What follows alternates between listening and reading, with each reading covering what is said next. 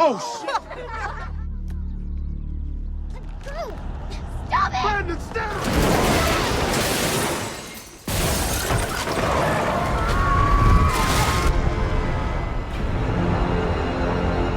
Kyle and Tori Breyer have always longed for a child. One night, a sudden tremor shakes their home, followed by a mysterious power outage. When they investigate, they find a glowing red light in a nearby field and discover a crashed spacecraft. Inside, they find a baby boy. With no explanation, they choose to raise him as their own and name him Brandon. To them, he is a gift. They cherish every moment as he grows, filming his milestones and building a life around him. But beneath the surface, Brandon is not just any child. 12 years later, Brandon has grown into a quiet but gifted kid.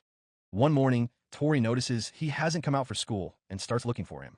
She eventually finds him in the barn, where he suddenly leaps out to scare her. After a brief laugh, she brings him back inside for breakfast. At school, Brandon shows signs of being exceptionally smart. He answers his teacher's questions with impressive detail. But his intelligence isolates him, making him an easy target for bullies. The only one who defends him is Caitlin, a classmate who calls him a genius and tells him that people like him are meant to rule the world.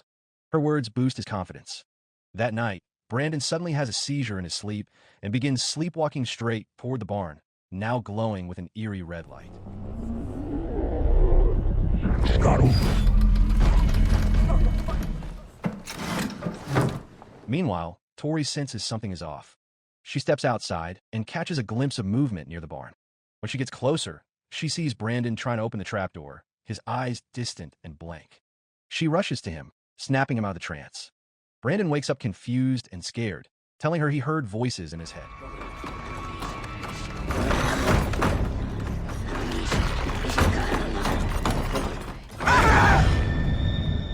Tori assures him it was just sleepwalking and takes him back inside, staying with him until he falls asleep. The next day, while working on a woodworking project with Kyle, Brandon is asked to mow the lawn.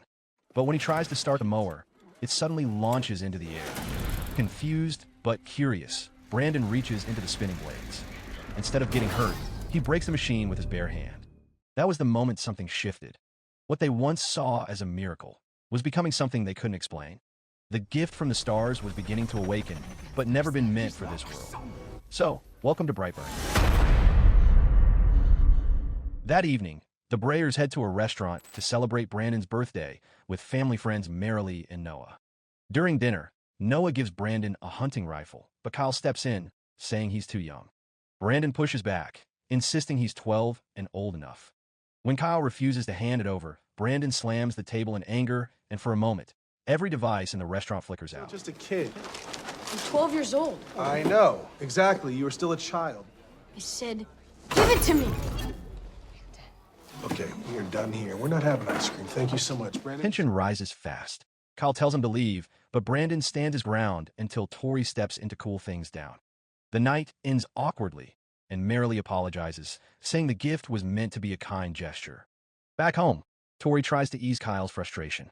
She thinks Brandon might just be hitting puberty and that they need to be more understanding. Hoping to reconnect, they decide to take Brandon on a weekend camping trip. The next morning at breakfast, Kyle notices Brandon biting down on a metal fork with so much force that it bends. Brandon seems completely unaware of it, and when Kyle takes the fork away, he looks genuinely confused and unsettled. Later, while organizing their bedroom, Tori and Kyle come across Brandon's notebook. At first, it shows what they assume is normal curiosity for his age, with drawings of women and anatomy. But as they flip through the pages, they find graphic sketches of human organs and unsettling images. Realizing something is not right, they agree to use the camping trip as a chance to talk to Brandon.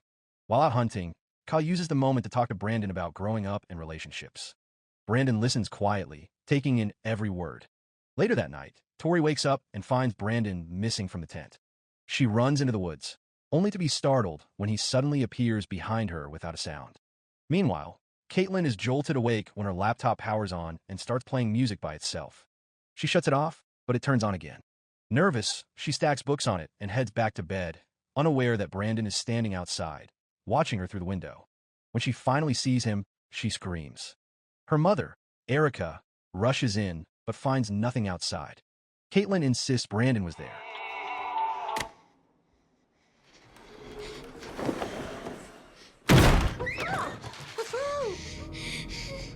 One night, Kyle heads out to store the rifle Noah gave Brandon, but hears something near the chicken coop. With a gun in hand, he investigates and finds Brandon already there. It's 3 in the morning, and Kyle tells him to go back to bed. Later, strange noises wake Kyle again. This time, he finds the entire coop torn apart and every chicken dead. Disturbed, he wakes Tori and tells her what he saw. She assumes it was a wild animal, but Kyle is convinced Brandon was responsible. Tori refuses to believe it, insisting their son couldn't possibly be behind something so violent. During gym class, Brandon accidentally stumbles into Caitlin, but instead of helping him up, she calls him a pervert, claiming she saw him outside her window days ago. The teacher steps in and pressures her to assist or fail the class. She gives in, but the moment turns tense when Brandon, feeling humiliated, grips her hand too hard and seriously injures her. You? Oh, shit! He's a pervert. Caitlin, idiot. Help him up or you fail this class. Stop it! Brandon, stop! The aftermath is immediate. Erica, Caitlin's mother, demands Brandon be held accountable. She pleads with Sheriff Deaver to arrest him, but since Brandon is still a minor, all they can do is suspend him.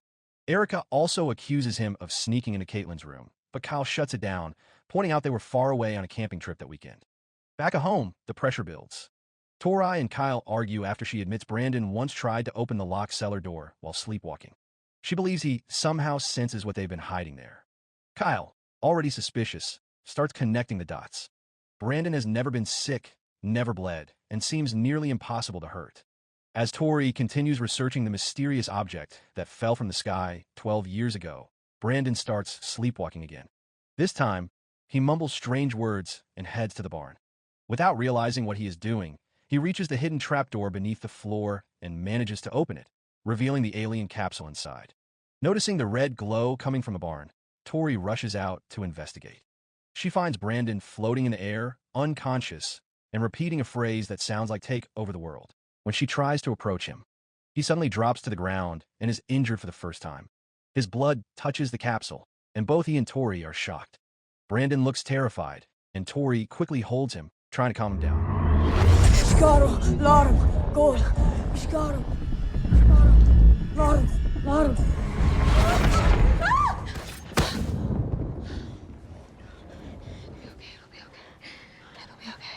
After the incident at the barn, Tori finally tells Brandon the truth. 12 years ago, she and Kyle found him as a baby inside a spaceship that crash-landed near their home. They decided to raise him as their own. The revelation shatters Brandon. Overwhelmed and furious, he lashes out, destroying everything around him. As he storms off, the strange words he has been repeating finally make sense. They mean to take the world. His eyes glow red, and beams of energy shoot from them for the first time. Not long after, Brandon visits Caitlin with flowers, trying to apologize. But she refuses to speak, following her mother Erica's warning to stay away from him. Brandon turns to leave, calmly saying he will take care of Erica. That night at the diner, Erica is working alone when she notices a strange symbol scratched into the window. It is the same double B that Brandon used to draw in his notebook. Moments later, the lights begin to flicker before exploding, sending shards of glass into her eye. Suddenly, Brandon appears, wearing a full costume to conceal his identity. Erica grabs a baseball bat and hides inside a metal cabinet, hoping to stay safe. But Brandon uses his laser vision to melt through the door and attacks her.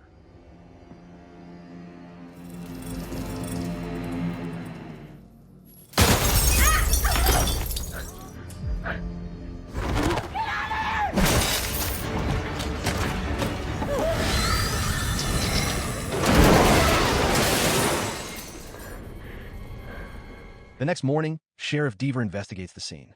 Erica is missing, and the only clue left behind is the double B symbol across the windows of the diner.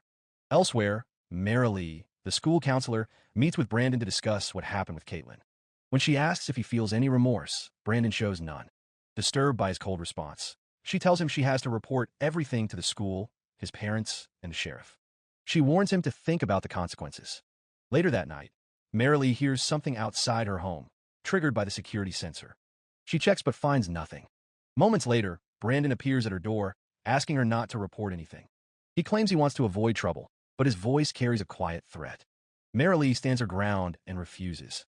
She sends him away, but after she heads to bed, Brandon quietly slips into the house. At the same time, Noah arrives at Marilee's house and finds Brandon hiding in a closet, wearing his mask. Frustrated, he tells Brandon to come out so he can drive him home.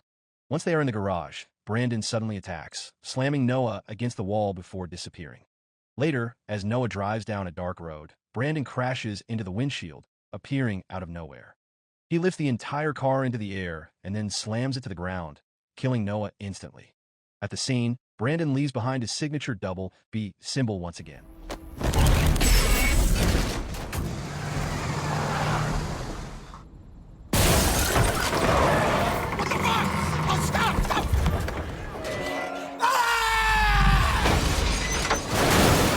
Meanwhile, Kyle and Tori grow anxious when Brandon doesn't come home.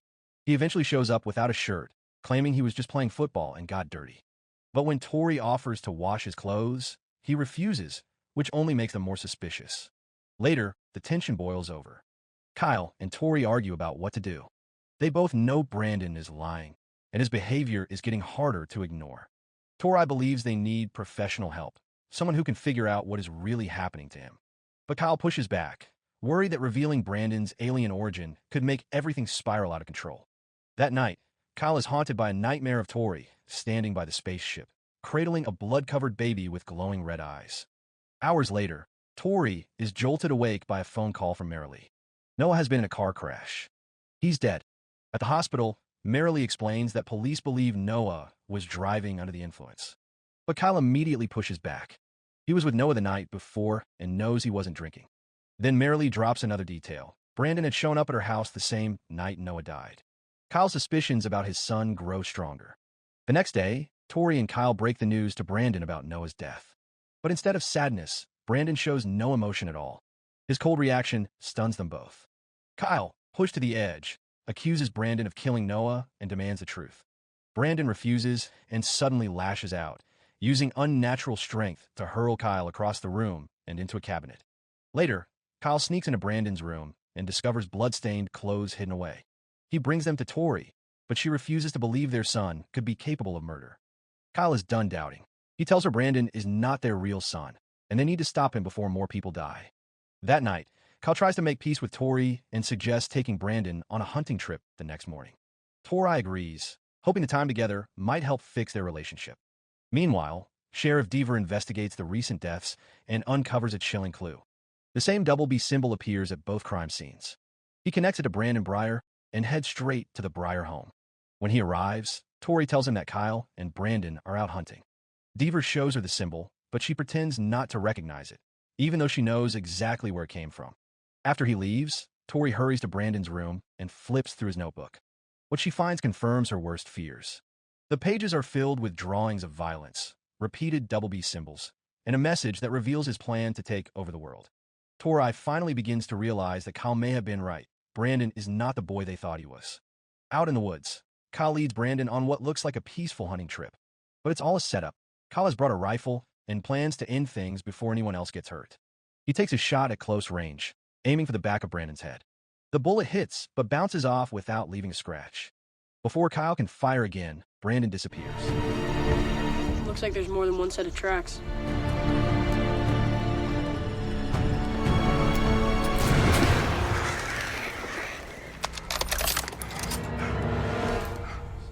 Panic sets in as Kyle tries to escape, but Brandon reappears from above, now wearing his mask. Realizing his own father just tried to kill him, Brandon unleashes his rage and uses his laser vision to kill Kyle. At the same time, Tori tries to call Kyle to warn him that Brandon may be responsible for Erica and Noah's deaths. Instead of Kyle, Brandon answers the phone and delivers a quiet but threatening message, telling her he is coming for her. Realizing she is in danger, Tori calls the police and hides inside the house. Brandon soon returns and begins destroying everything in his path.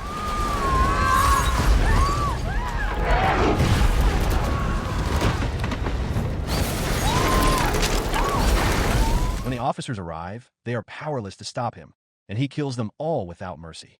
While hiding, Tori remembers the alien spaceship buried in the barn. It may be the only thing that can hurt him. She escapes through a window and runs to the barn, where she discovers Erica's body. Desperate, she grabs a sharp piece of the spacecraft and calls out to Brandon, trying to appeal to his emotions by saying she still loves him despite everything. She embraces him, but at the same time, tries to stab him with the shard. Brandon sees it coming. He stops her and, without hesitation, flies her high into the sky and drops her, killing her as a passenger plane passes nearby. Moments later, Brandon crashes the plane into the Breyer home to destroy the evidence and cover up the truth.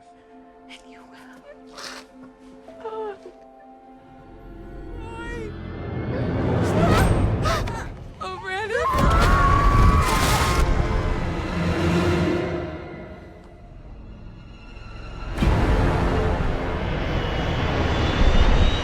The next morning, police and media flood the crash site. The entire Breyer family is declared dead, with Brandon listed as the only survivor of the plane crash. Not long after, reports begin surfacing of deadly attacks across the globe, all linked to Brandon. The media gives him a name, Brightburn. In a separate broadcast, a conspiracy theorist named Big T warns the world that Brightburn may not be alone. He claims other superpowered beings could be out there and urges humanity to act before it's too late. The story close. So the moral of the story is, if a glowing alien baby crash lands in your backyard, maybe don't raise him unless you're cool with puberty turns into a global threat.